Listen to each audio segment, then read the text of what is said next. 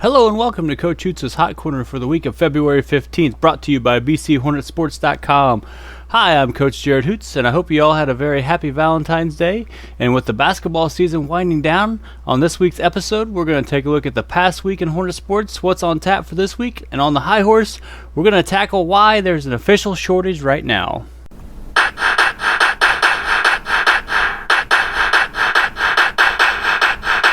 Let's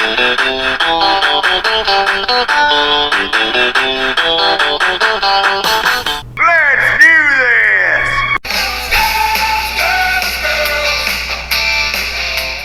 Our Lady Hornets girls basketball season came to end at the hands of Liberty by a score of 46-39. After the first quarter, the Eagles and the Hornets were all tied up at 9 apiece. The Eagles took a 22-19 lead into the locker room at halftime. Then they increased the lead by 5, 31-26 at the end of the third quarter. The Hornets made a couple runs at the end but fell just short. The Lady Hornets finished the year at a very good 19-10 for the year. The Hornets will be graduating two seniors, Emma Volk and Casey Dunlap. The Hornets will be bringing back a very solid core group for next year. I expect that our Lady Hornets will be a force to reckon with for the next few years. The future is very bright in Hornetland for the Lady Hornets. Let's take a look at the final conference standings. The Route Rockets finished the year as the conference champions at 7-0. Right now they sit at 28-2 right now. Carrollton finished at 5-2 for the girls' conference, so for second place they ended up with 21-6. Brown County and Triopia tied at 4-3 in the conference for third place. West Central finished at 3-4. North Green at 2-5. Greenfield Northwestern at 2-5. Calhoun at 1-6 in the conference. Yeah, the boys round here. Our boys defeated Western 65-54 at home. The Hornets came out on fire and took the lead from the beginning and carried their hot shooting through the whole game. And Gavin Miller scored 16 points and Chance Fuquay scored 14 in the win. The Hornets lost 61-39 to Route. The Hornets only found themselves down by 5 at the half, but the shooting and turnover woes hurt the Hornets in the second half. Nathan Hendricker led the Hornets with 17 points. The Hornets have a busy week next week, which is their last week before regionals. The Hornets start on the road Monday with a 6-18 WIVC foe Carrollton. It looks like they're playing better basketball, only losing by 10 to West Central last week. Then the Hornets will be back at home on Tuesday for senior night versus Pleasant Hill. No JV game that night, and it will start at 6:30. On Wednesday, North Green comes to the nest. They're 11-17 this year, and this will be the third time they've tried to play this game. So if you want to bet on snow, I would bet on Wednesday. The Hornets finish out the regular season Friday at Minden, who are 2-22 on the year. Right now, it looks like the Hornets could pick up 4 wins and build some momentum coming into regionals. Speaking of regionals, the Hornets will host a regional this year that feeds into the Lewiston Sectional. On Monday, February 24th, Liberty plays South Fulton. Brown County got the 7th seed in the sectional. They'll play at 7:30 on Monday versus West Prairie. On Tuesday, Southeastern will play Minden. Bushnell will play Camp Point. And then the Wednesday will be the 2 winners bracket, and Friday will be the championship game. So if you're looking for some basketball action, we'll have some home games, and come out and support the regional games coming up the week after next. I'll have a full breakdown of that in the next week's podcast. Taking a look at the conference standings left to go in the WIVC, Winchester West Central is a perfect 9-0 in conference, so it looks like they are going to be the conference champions and the receiver of the gold basketball at the conference meeting. They set at 26-3 right now.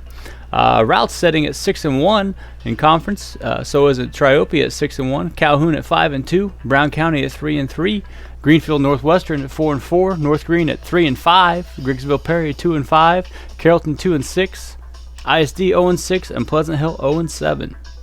Another Hornet Sports news, I want to give a shout out and congratulations to the Sting Squad. The Sting Squad won their 11th in a row Pioneer Athletic Field of Excellence Award to hang another banner out there, which is great for those guys. And I want to say thanks for all the hard work they do on our field, and it takes a lot of off us coaches to have them to paint, line, and mow our practice and game fields and give a great atmosphere to the kids at BC. And they also won a scholarship. Only 2 scholarships were given out of all the schools that applied for it, and Brown County was one of them that won that. So congratulations to Rick and all the other Sting Squad members, and sure keeps a lot of pride in our school going, and they take a lot of pride in what they do. And I know as a coach, I sure appreciate it, and all the players do too. So congratulations, Sting Squad, on those very prestigious awards. Let's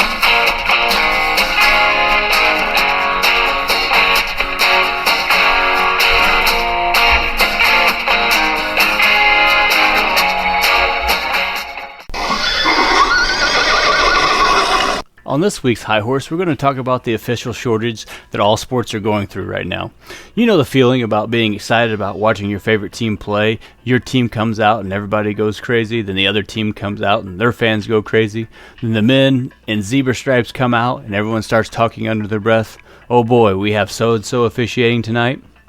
All sports are experiencing an official shortage. Every day you can get on any social media outlet and see parents, officials getting into it, or officials and coaches getting into it. It makes me think to myself, why would anybody want to be an official? Well, it's probably for the same reason some people say I'm crazy for being a coach, because they love to do it. Youth sports, along with football, baseball, and basketball, are all experiencing official shortages. A lot of football games last year were moved to Saturdays due to not having enough crews to officiate games. In football, for example, the state's most popular sport in Illinois, the average age of an official is 50, and 9% of the 2,502 licensed football officials in 2017 and 18 were younger than 30. A total of 385 officials didn't renew their football licenses in 2017 and 2018, and 156, which is 41% of them, bowed out after the first year. Basketball isn't much better.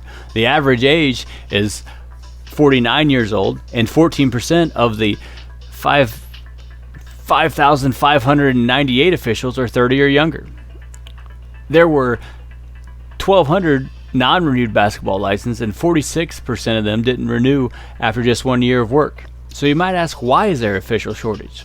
The numbers say there's not very many younger people getting into officiating. And if you're looking at the average age of official, they're all about ready to retire. Some of the reasons that are the official shortage, number one is physical conditioning, is one reason. With not very many officials, that means you're taking up more games, which means you're doing more games a week. It takes a bigger toll on your body physically. It puts a lot more wear and tear on your body, and the older officials wear down sooner.